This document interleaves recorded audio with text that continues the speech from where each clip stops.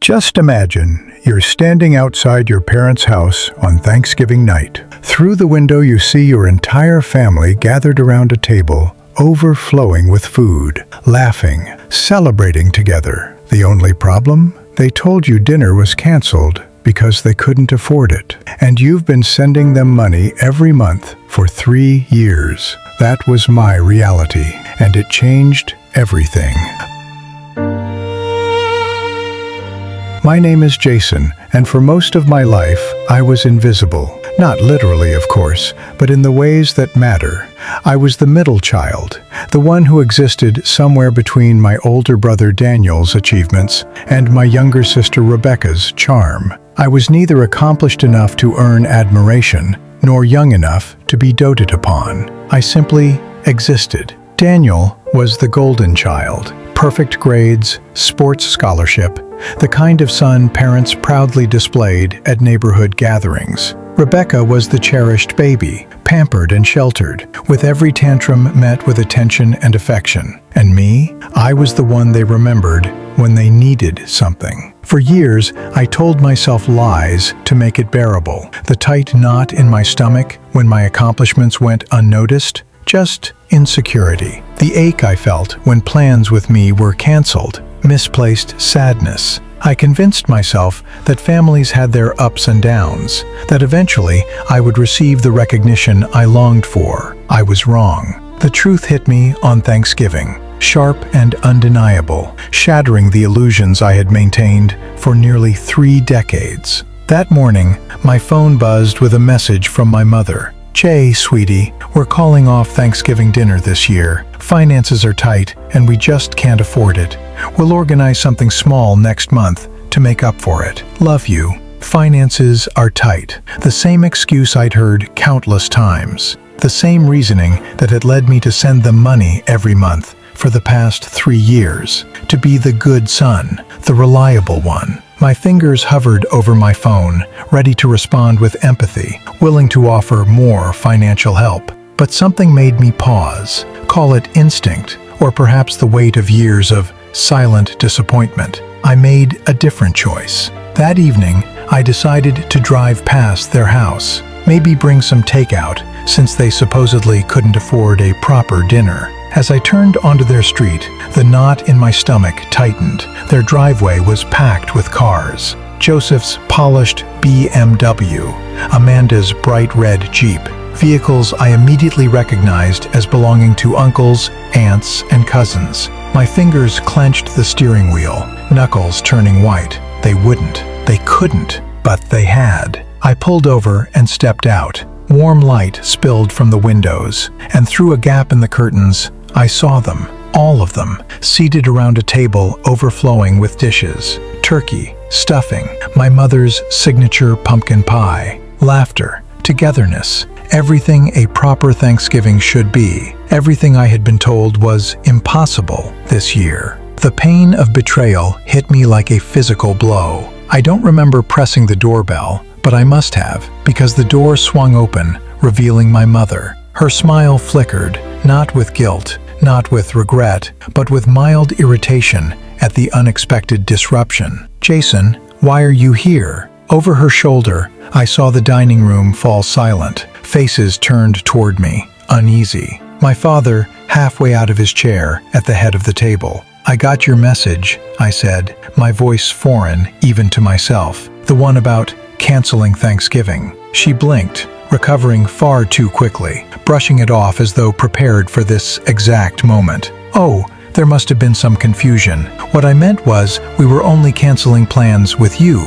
We chose to keep things low-key, just immediate relatives, just family, just family." The words echoed in my mind. "Then what does that make me?" I asked, my voice rough, scraping against my throat. "I am family." She looked slightly uncomfortable, but not remorseful. Never remorseful. "Of course you are, sweetheart. It's just, well, you understand how these things go. Daniel brought his new girlfriend, and Rebecca wanted to have some of her college friends over. We simply didn't have enough space for everyone. Not enough space. Yet somehow they had room for distant relatives, for my sister's friends, for everyone except me. My gaze drifted beyond her into the warmly lit dining room, where my place, or lack thereof, was painfully clear. Daniel locked eyes with me and had the nerve to lift his glass in my direction. A smug, taunting toast. That's when it sank in. This wasn't a misunderstanding. It wasn't an accident. It was intentional. They had deliberately excluded me, and they felt no regret. Without a word, I turned and walked toward my car. Behind me, I heard my mother call my name, her voice laced with that well-practiced artificial concern she always used when an audience was present. But she didn't come after me. Nobody did. The drive home blurred. My mind replayed past slights. Birthdays where my presence felt like a last-minute addition. Family trips I only discovered through social media posts. The constant excuses. We assumed you were too busy. We didn't think you'd be interested. They hadn't wanted me there. They had never wanted me there. When I reached my apartment, I sat motionless in my parked car as the full weight of betrayal crashed down. But alongside the hurt came clarity, undeniable and sharp. For the last 3 years, I had been financially supporting them, covering expenses, paying bills, watching Rebecca's child whenever needed. Just last week, I had even placed a down payment on a Christmas surprise, a reliable SUV to replace their old minivan.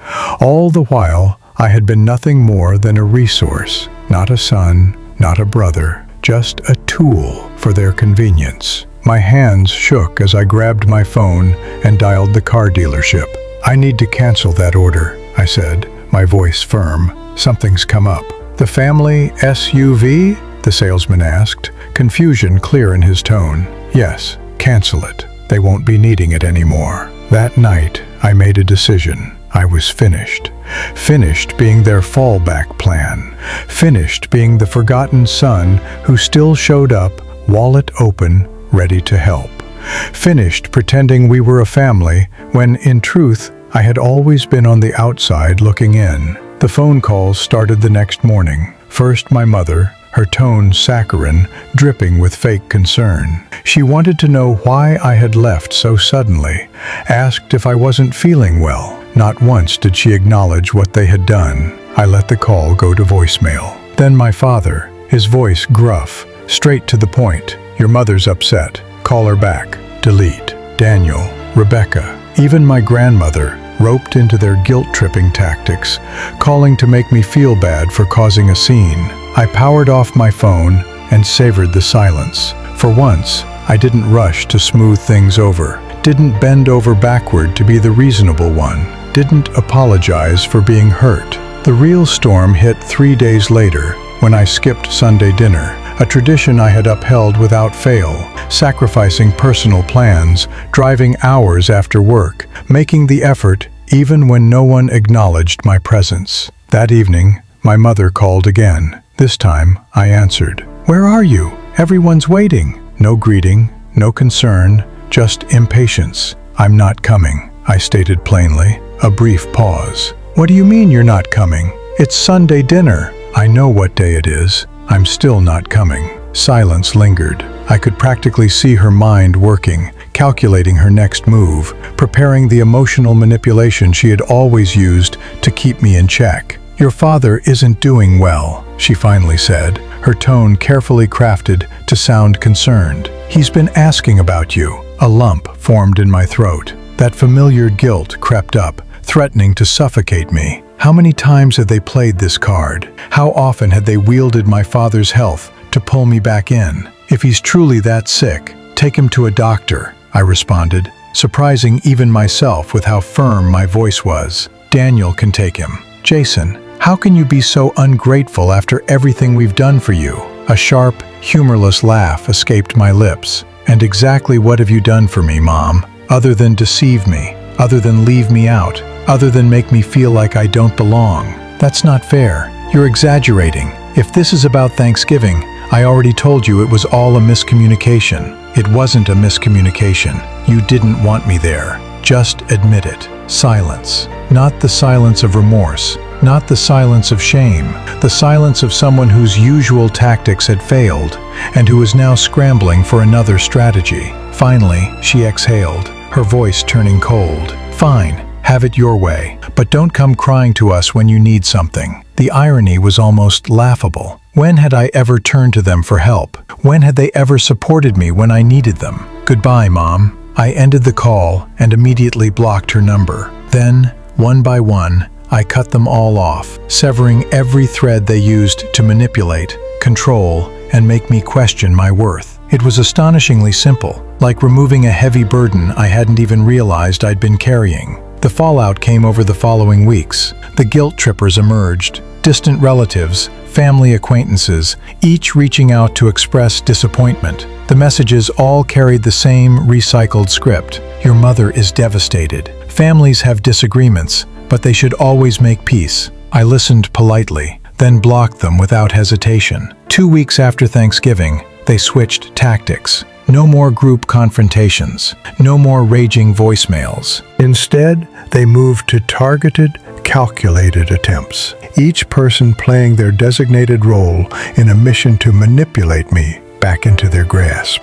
My father showed up at my apartment, knocking aggressively, his voice thick with anger. "Jason, I know you're in there. Open this door right now." I stood still, my pulse racing. The old version of me would have caved, would have opened the door, would have apologized for things that weren't even my fault. But that version of me no longer existed. After 15 minutes, he gave up. But before leaving, he slid a note under the door. "Your behavior is unacceptable. Your mother is heartbroken. This is not how we raised you." I crumpled the paper and tossed it straight into the trash. Daniel called next, skipping any pleasantries. "Dude, you need to stop acting like this. So you missed one dinner. Big deal. Mom's been a mess. Dad's pissed. And you care because?" I kept my tone even, though my jaw clenched. He let out that same arrogant laugh I had grown to despise. "Come on, we all know you're just pulling this stunt for attention. Well, congratulations, you got what you wanted. Now stop making a scene and apologize to Mom and Dad." "You seriously think this is about attention?" "What else could it be?" he scoffed. "You've always been ridiculously sensitive. Remember when you threw a tantrum because I got a car for graduation and you didn't?" A lump formed in my throat. I hadn't received a single thing for my graduation, not even a card. "See? Always making a big deal out of nothing," Daniel continued, as if he had just proven something. "Just grow up and come to Sunday dinner. This family doesn't work when someone's stirring up trouble. Maybe it's about time someone did." I ended the call. Rebecca was next. Her approach was softer, but no less manipulative. She showed up at my workplace during lunch, bringing her son with her, a deliberate move, knowing I wouldn't cause a scene in front of him. "Uncle Jason," he shouted, running up to me with his arms open. Despite everything, I hugged him. None of this was his fault. Rebecca watched carefully, her expression unreadable. "He misses you. We all do." I met her gaze. "Do you? Or do you just miss what I did for you?" A flicker of annoyance crossed her face. "That's not fair. We're family." "Family?" The word felt empty as I repeated it. "That word seems to mean something very different to me than it does to the rest of you." Her patience started to wear thin. "Jason, this is ridiculous. So you weren't invited to one dinner. Let it go." I crouched to my nephew's level. "I have to get back to work now, buddy. It was nice seeing you." As I walked away, Rebecca called after me. "Mom needs help with the mortgage this month, and I was hoping you could take him for the weekend." I didn't stop walking. I didn't respond. Her real intentions had been exposed in just 2 sentences, more clearly than any argument I could have made. My grandmother's attempt was the most subtle, yet the most calculated. A package arrived containing old childhood photos, a handmade card I had given her when I was 6, and a tiny toy soldier that had once been my favorite. A small note was attached, written in her familiar, shaky handwriting. "Family is all we have in the end. Don't throw yours away over pride." Pride. As if standing up for oneself after years of being pushed aside was nothing more than stubbornness. As if wanting to be treated with basic respect was an unreasonable demand. I put the photographs away, but kept the toy soldier. a reminder of the little boy who had once tried so hard to be loved. The final attack came from my mother. She left voicemail after voicemail on my work phone, the only number she could still reach. Each message was more desperate than the last. "Jason, please call me back. I don't understand why you're doing this to us. Your father's blood pressure is through the roof because of your behavior. If something happens to him, I hope you can live with yourself. Why are you punishing us? What did we ever do except love you?" Every message twisted the knife deeper. Every word confirmed how incapable they were of acknowledging their actions, of recognizing the hurt they had caused. In their version of the story, I was the villain, the ungrateful child, the source of conflict. The last voicemail she left exposed everything. Her voice was devoid of warmth, any illusion of motherly care completely abandoned. "All right, have it your way, but don't come running back when you realize what you've done. You've turned your back on us. Daniel has just secured a partnership at his firm, and Rebecca is expecting another baby. Life moves forward with or without you. We remain a family, even if you choose to remove yourself from it." A warning disguised as an update. "Look at all you're missing. See how perfectly fine we are without you." But all I heard was confirmation that my decision had been the right one. I deleted the message.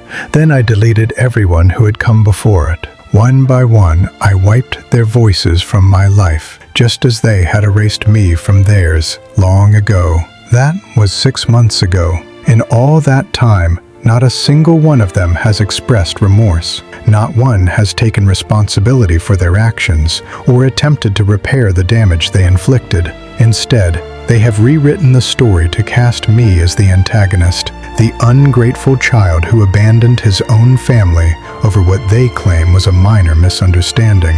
I know this because acquaintances still pass along updates. I hear how my parents paint themselves as victims, how Daniel and Rebecca spread rumors about my supposed emotional instability, how they have twisted the past to cleanse themselves of any accountability. But none of it matters to me anymore. I am free. Free from the endless cycle of disappointment, free from being the one who gives endlessly while receiving nothing in return, free from the silent, desperate wish that one day, somehow, they might actually acknowledge me. The money I once provided for them now funds my own future. I've started therapy to untangle the web of guilt and obligation they wove around me. I've built stronger connections with people who appreciate me, not for what I can offer, but for who I truly am. There are moments of stillness when I feel the pain of what could have been, the family I should have had, but never did, the love that should have been freely given,